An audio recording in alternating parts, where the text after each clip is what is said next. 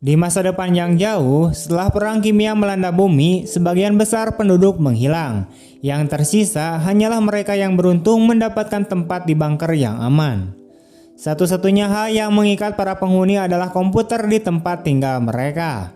Darwin adalah salah satu yang beruntung. Setiap pagi, pria itu memeriksa status ibunya, tetapi komputer kembali melaporkan bahwa dia sedang tidur. Seluruh hidup pria itu dihabiskan di kursi dan hanya sesekali dia berjuang untuk bangun untuk mandi ultrason. Dia menghabiskan sisa waktunya di depan komputer melakukan pekerjaan ekstraksi mineral dari permukaan bumi dari jarak jauh yang digunakan untuk membangun bunker lain yang lebih canggih. Selama istirahat sejenak, Darwin memilih makan siang yang diantarkan oleh komputer kepadanya melalui jendela khusus. Sementara dia menunggu, sebuah rilis berita mengingatkannya bahwa permukaan bumi masih sangat mengancam kehidupan dan dilarang meninggalkan bunker. Satu-satunya hiburan bagi sang tahanan adalah permainan komputer yang bisa ia mainkan selama beberapa jam sebelum tidur. Tapi semua ini tidak cukup baginya untuk merasa bahagia. Dalam mimpinya, Darwin melihat berulang kali bagaimana ibunya meninggalkannya di dalam bunker dan pergi. Ibunya berjanji bahwa cepat atau lambat dia akan mengetahuinya, tetapi sejauh ini hal itu belum terjadi. Hari demi hari tidak ada yang berubah, tetapi suatu hari saat mengendarai traktor, Darwin mendengar suara yang tidak asing lagi. Memutar kamera, pria itu melihat seekor anjing tidak jauh dari traktor yang diseret oleh seseorang ke semak-semak. Sipir virtual tidak membiarkan pekerja itu berpikir dan memintanya untuk melanjutkan pekerjaannya. Terbangun di malam hari karena badai petir, Darwin melihat bunkernya mati karena masalah listrik. Dia menekan tombol darurat namun tidak ada yang terjadi. 2 hari kemudian, keadaan pria itu semakin memburuk karena komputernya tidak berfungsi dan kadar oksigennya terus menurun. Menyadari bahwa dia tidak punya apa-apa dan tidak ada bantuan yang akan datang, Darwin mengenakan respirator dan menekan tombol buka pintu, tapi tombol itu juga tidak berfungsi. Pria itu mengangkat pintu secara manual dan bersiap untuk melihat dunia yang dilanda bencana kimia. Dengan hati-hati keluar dari bunker, dia berhasil sampai tidak jauh dari sana, namun respirator menunjukkan penurunan kadar oksigen murni dan Darwin harus kembali. Pintu tidak terkunci dan pria itu mulai panik. Dia melepaskan topengnya dan bersiap untuk mati, tetapi setelah beberapa menit menjadi jelas bahwa dia bisa menghirup udara tanpa alat pembersih. Mengambil beberapa barang dari dalam kotak, Darwin pun keluar berharap bisa menemukan ibunya yang menurutnya sudah lama berada di luar sana. Setiap langkah terasa berat baginya karena selama 9 tahun terakhir dia tidak pernah berjalan lebih dari 3 meter. Dia takut pada segalanya, bahkan pada burung-burung yang terbang di sampingnya. Tetapi meskipun demikian, Darwin terus berjalan maju berharap untuk mengubah hidupnya. Setelah mencapai mesin, Darwin mencoba memberikan isyarat, tetapi keseimbangannya nol dan operasinya gagal. Kaki pria itu telah menjadi sangat lemah selama bertahun-tahun, tetapi dia tidak menyerah dan terus berjalan sektor demi sektor. Beberapa hari berlalu seperti ini, namun teriknya matahari dan kurangnya makanan serta air membuat harapannya mulai pudar.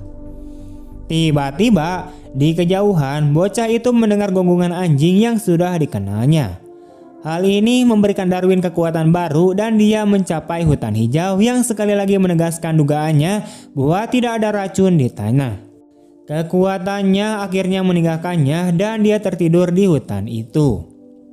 Di pagi hari, dia membuka matanya dari kumpulan nyamuk yang mengelilinginya dan dari gonggongan anjing yang selalu dia dengar. Di samping anjing itu, anak laki-laki itu melihat pemiliknya yang merupakan seorang gadis muda bernama Dara yang takut mendekati orang asing. Darwin tidak dapat menjawabnya karena dia telah kehilangan kemampuan untuk berbicara selama bertahun-tahun, tetapi dia mencoba mengejar gadis itu untuk meminta bantuan. Menyadari bahwa anak laki-laki itu mengikutinya, gadis itu membunyikan alarm yang mencapai campnya, tempat di mana beberapa orang lain yang melarikan diri dari kehidupan di bunker tinggal. Wanita yang lebih tua mengirim anak-anaknya ke tempat penampungan dan dia sendiri bersiap untuk bertemu dengan seorang tamu. Dia meyakinkan Dara menyadari bahwa ini bukan sipir dan dia mungkin sama takut dengan mereka. Darwin tidak mendekati kelompok itu, tetapi dia menerima makanan yang mereka tinggalkan untuknya di tanah. Tetapi setiap kali Lilian, yaitu nyonya rumah camp, meletakkan mangkuk lebih dekat dan lebih dekat ke meja, Darwin semakin mendekat. Akhirnya Lilian memberitahu anak itu tentang rumahnya. Darwin mengerti semuanya, tapi dia tidak bisa menanggapinya dengan kata-kata karena terbiasa berkomunikasi hanya melalui komputer. Bocah itu setuju untuk menginap di camp, tapi dia memberikan isyarat kepada Lilian untuk membawa kasurnya keluar. Meskipun dia merasa nyaman berada di antara orang-orang yang masih hidup, Darwin berjanji pada dirinya sendiri bahwa ini adalah perhentian sementara dan dia akan terus mencari sang ibu. Tak lama kemudian, Darwin duduk di meja makan bersama yang lain dan untuk pertama kalinya dalam hidupnya dia mencicipi teh. Lilian meminta tamunya untuk menjawab beberapa pertanyaannya. Dan untuk memudahkan pria itu, Stephen meletakkan tangannya di atas tangan Darwin dan memintanya untuk berpura-pura mengetik agar dia bisa membaca jawabannya. Darwin memperhatikan dalam diam selama berjam-jam. Ketika Dara menawarkan untuk memakaikan tabir surya padanya dan menunjukkan caranya, pria itu menjadi sedikit takut, tetapi dia segera menjadi sangat senang dan tenang dan tidak lagi menarik diri dari gadis itu.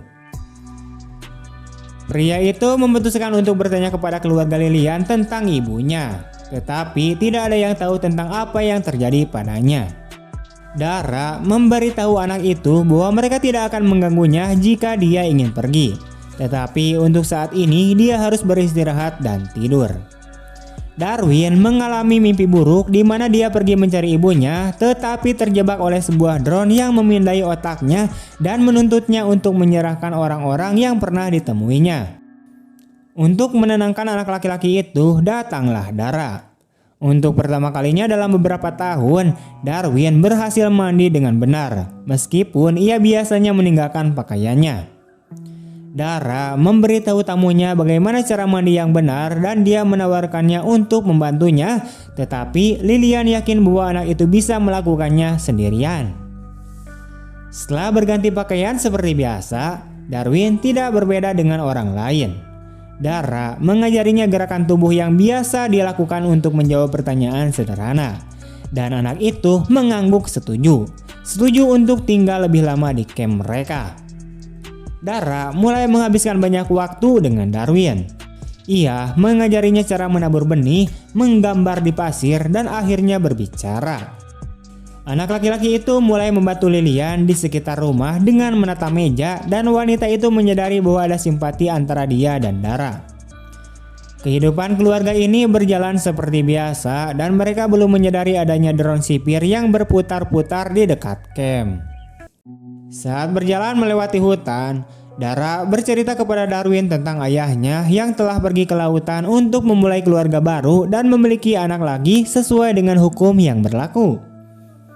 Darwin terbiasa hidup bersama keluarga dan bergaul dengan semua anak Lilian. Namun Beth, salah satu anak perempuannya, khawatir ketika pemerintah mencari anak laki-laki itu, perkemahan mereka akan terbongkar dan semua orang akan dihabisi.